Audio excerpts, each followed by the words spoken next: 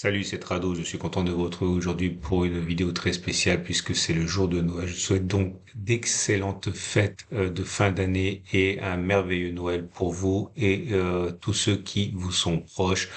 On commence par Bitcoin. Bitcoin est toujours en phase 2. Comme vous pouvez le constater, on est au-dessus d'une moyenne mobile à 30 semaines qui monte et on enchaîne des sommets ascendants.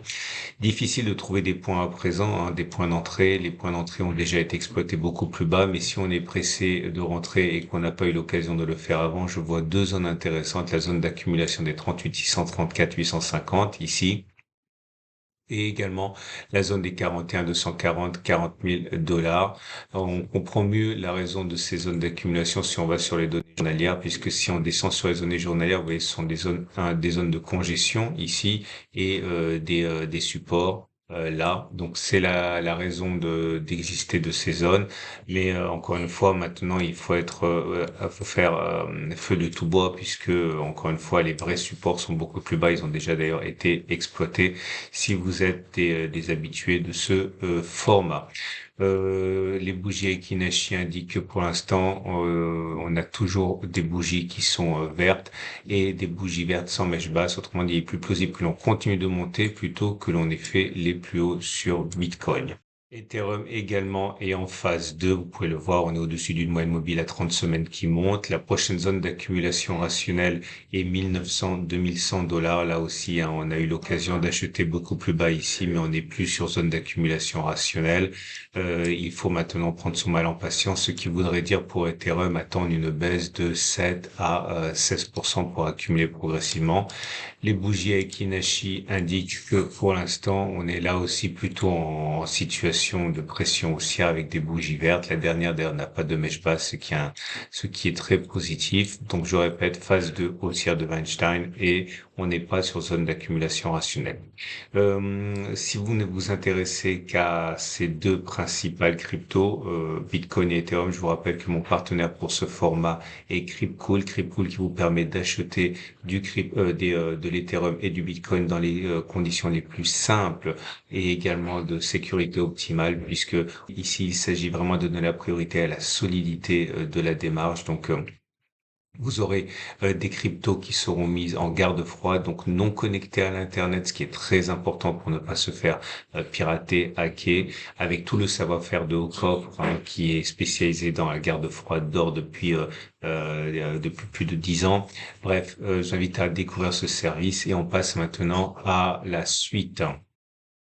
Solana n'en finit pas d'impressionner depuis 2 mois. On a pris l'équivalent de 450%. C'est colossal. Vous pouvez le voir, on est en phase 2 haussière puisqu'on est au-dessus de la moyenne mobile à 30 semaines qui monte et on enchaîne des sommets croissants. Là aussi, difficile de trouver des points d'accumulation proches, hein. Je ne vois rien de sérieux avant les 79, 64 dollars ici. Il faut prendre son mal en patience. De toute manière, là aussi, pour mémoire, vous avez accumulé normalement sur la zone ici des 21 si vous êtes des fidèles du format. Là, maintenant, il faut attendre une baisse de 30 à 45%.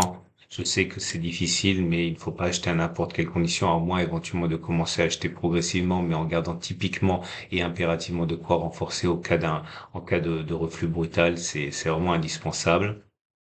Les bougies Akinashi ne montrent absolument aucun signe de faiblesse. Vous voyez, c'est toujours des bougies vertes sans mèche basse, donc il est plus plausible que l'on continue de monter plutôt que l'on ait fait les plus bas.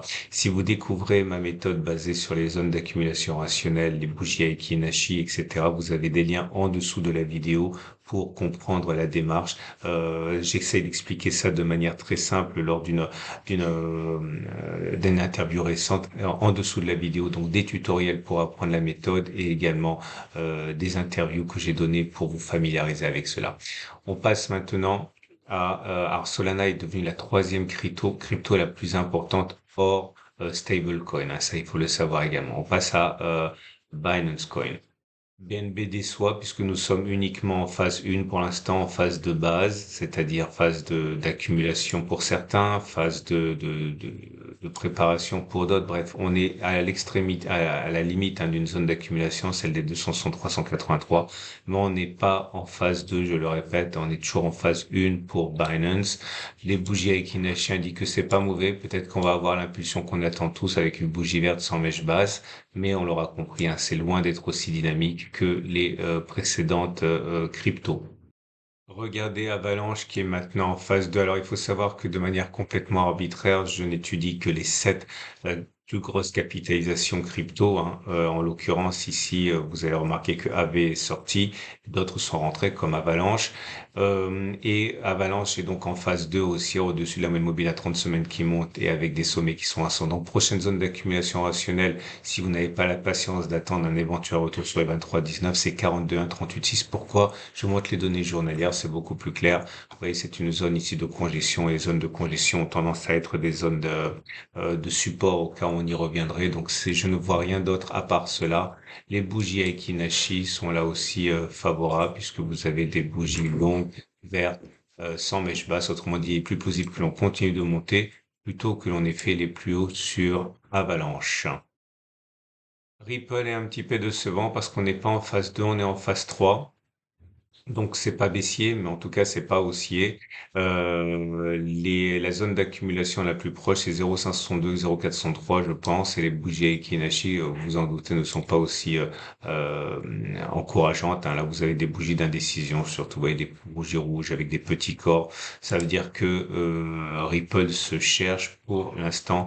On n'est pas en zone d'accumulation. Zone d'accumulation 0,562, 0,463. Dogecoin n'est pas en phase 2 non plus, plutôt en phase 1, phase de base. On n'est plus en zone d'accumulation. La zone d'accumulation, on a fait la touchette la semaine dernière sur le 0,09004. Pour l'instant, eh bien, on prend notre mal en patience. La moyenne mobile à 30 semaines commence à monter. C'est encourageant, mais il faudrait casser des résistances importantes pour basculer en phase 2. C'est pas le cas pour l'instant. Derrière les bougies Aiki-Nashi ne donnent pas pour l'instant l'impression d'un décollage imminent. Bien au contraire, après une période de hausse assez importante, on recommence à hésiter à présent avec des bougies qui sont sans corps. Cardano en grande forme en phase 2 haussière depuis qu'on a cassé la zone des 0,463.